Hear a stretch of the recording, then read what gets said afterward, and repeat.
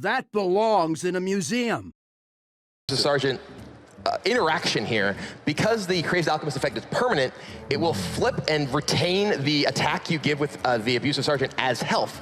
So you can potentially Abusive Sergeant his Doomguard, then Crazed Alchemist it, so you can attack for 7, then flip it to be a 4/7 if he wants. And those would be permanent stats because of the interaction, something we saw with Direwolf Alpha earlier on in the tournament as well. And this allows Dr. Hippie to not only clear off all of Pavel's board incredibly efficiently, but have a super strong Doomguard left over. That Doomguard was damaged, and it was potentially in range of, say, Flame Strike, which Pavel does in his hand, which could he cast next turn. So a huge, huge interaction for Dr. Hippie there.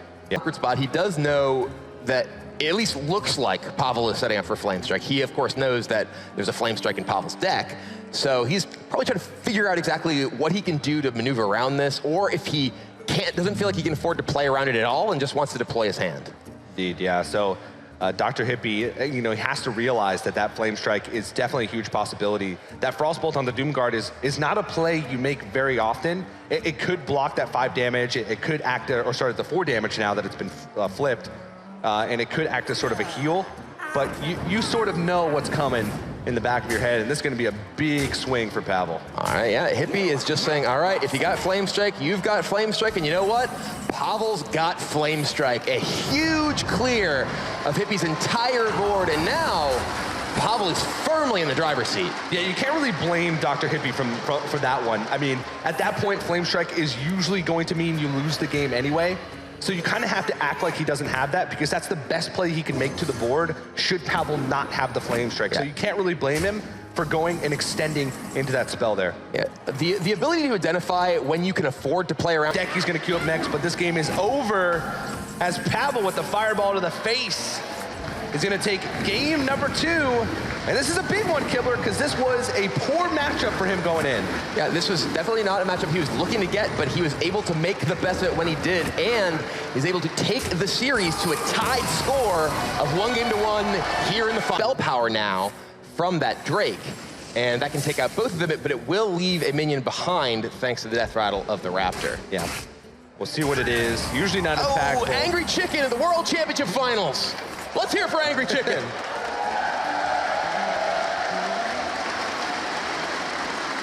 That's a lot of Angry Chicken fans. I mean, who isn't an Angry Chicken fan? Great Just think about it. Yeah. Well, Pavel has some interesting options here. With the Angry Chicken, it allows him to Wrath. He could Wrath, Innervate, Arcane Giant, I believe. He had enough mana to do that. Ooh! Cairn comes out of the Moonglade portal. Pavel is the master of portals. He has had some excellent portal results this weekend. Usually you think of Cairn hanging out in Thunderbluff, but I guess he was visiting Moonglade. A 7-spell Yogg-Saron. We see just drew a 5-cost Arcane Giant. A little bit of math there. He can make it more. Yep. It looks like he's going to make it at least 8. He's not going to use Moonfire and Living Roots, though, but this is an 8-spell Yogg-Saron. Right. Bow down to the god of death. Whose hopes are ending here? Uh-oh. Innervate. Oh, Ancestral Spirit. Oh no! Another Innervate. Tracking. Now keep in mind, tracking can actually skip over his Malagos that's in his deck. So there may no longer be a Malagos in Dr. Hippie. Fortunately for Dr. Hippie, he does have it in his hand. Well, so it could skip over a big minion. This is actually incredible. Dr. Hippie killed nothing. He actually resolved the entire Yogg and nothing died. In fact, he just gave Emperor Thorson another life. He did remove his ability.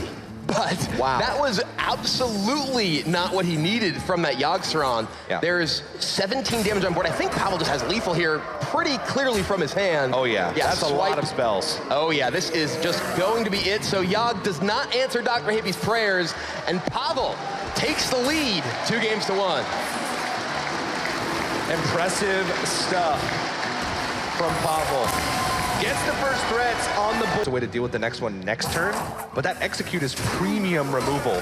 If he uses that execute now, Malagos comes out, he's in trouble. Here's the brawl. There's a chance this goes very well for Pavel. Oh, it does! Shieldbearer survives the brawl. That is absolutely huge for Pavel. Pavel is on fire today. Not much can stop this man. Not even Dr. Hippie, but still a lot of threats that Dr. Hippie can present, and he might even be able to find more with this Vandrel plus Raven Idol. Oh. Klaxi Amber Weaver. Pavel would love one of those. Yeah, that'd be pretty good. Lord of the Arena, though, is just the most powerful. Another Raven Idol. He's just going off, comboing off here. That's also another cheap spell that he can use to fuel the Yogg-Saron. But the scary thing for Dr. Hippie here is because that Shield Bearer survived and got a hit in, he's taken a lot of damage. Oh, Medivh the Guardian, that is a very powerful card if the game does go long. Wow, Medivh the Guardian. It's big spells left in his deck. I mean, he's got Mark of the Wild. I mean, in general right now, that's just a big mini that he could place on the board. The extra stuff that he gets from the spell is sort of just a side thing. All right, and Dr. Hippie, be careful to maneuver around the threat of Cthulhu coming down for Pavel. Yeah, and it's going to be interesting because he doesn't have any way to answer the Cthulhu other than Yogg-Saron.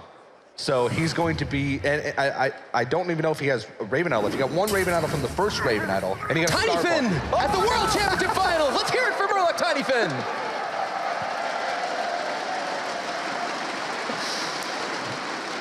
Maybe he'll live up to his dream of being able to provide lethal damage for his owner. Pavel is clearly brawling next turn. Will the Tiny Finn win the brawl? Oh, that's the big question. Here it is. Oh!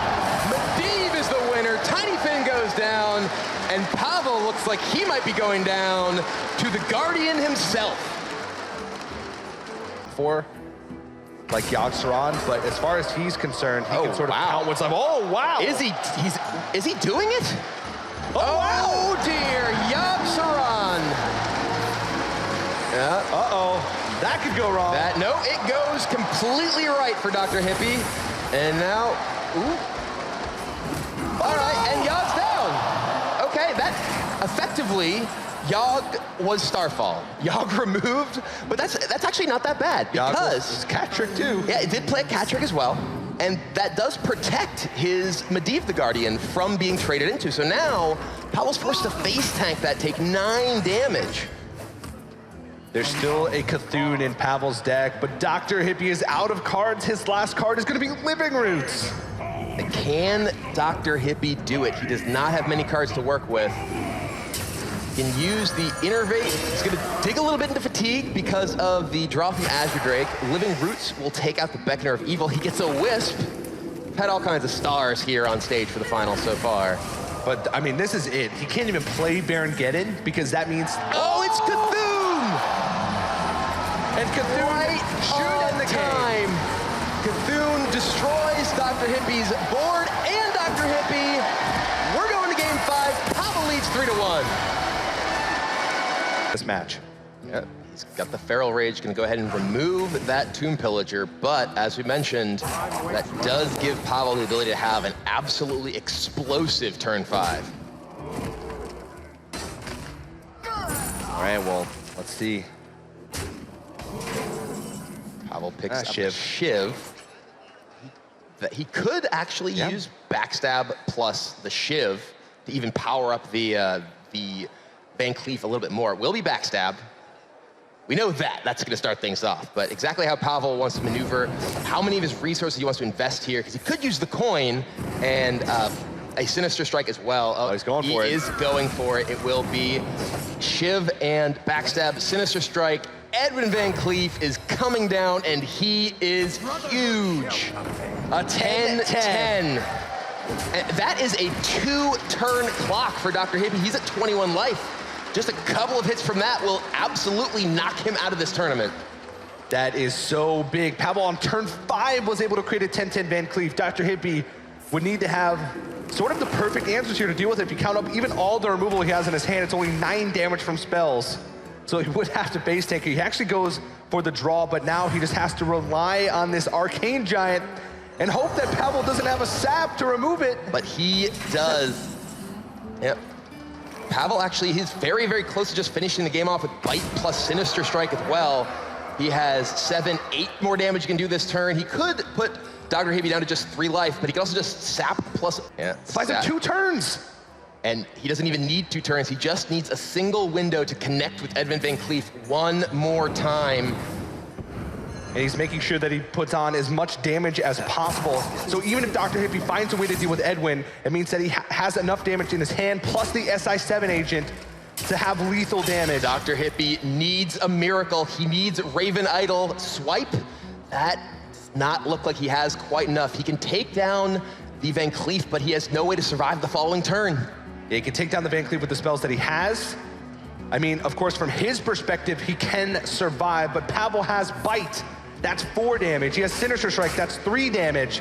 He'll have the SI7 agent on the board, that's 3 more. That's plenty of damage to end the game. And we said Bite looked a little innocuous off the Swashbuckler earlier, but it will be Pavel with that Bite burst. This is the last turn for Dr. Hippie for the World Championship, and this is the last turn before Pavel. He will do it. The Bite, the Sinister Strike, the attack. Pavel is your 2016 Hearthstone World Champion. 1 game away from BlizzCon last year, comes into this year and wins the World Championship. He took his near miss last year as inspiration, motivation, and it took him all the way to the title, all the way to the trophy. He is now the champion. What an impressive performance from that young man, and Dan is standing by on stage with our champion. Congratulations, Pavel. I present to you the 2016 Hearthstone World Champion. You worked hard this entire year, battling out over thousands of people, and now you've won on the biggest stage. What do you have to say to all the fans who are watching around the world? Thanks everyone for this huge support. I'm really appreciate that. Yeah. Super happy that I win. I bet you are. What went through your mind during the last few moments of the match? One more time, please. Well, definitely a lot of emotions going through everybody's minds. And congratulations again. I want to take this opportunity to present the trophy with president and co-founder of Blizzard Entertainment, Mike Morheim, as well as production director, Jason Chaz.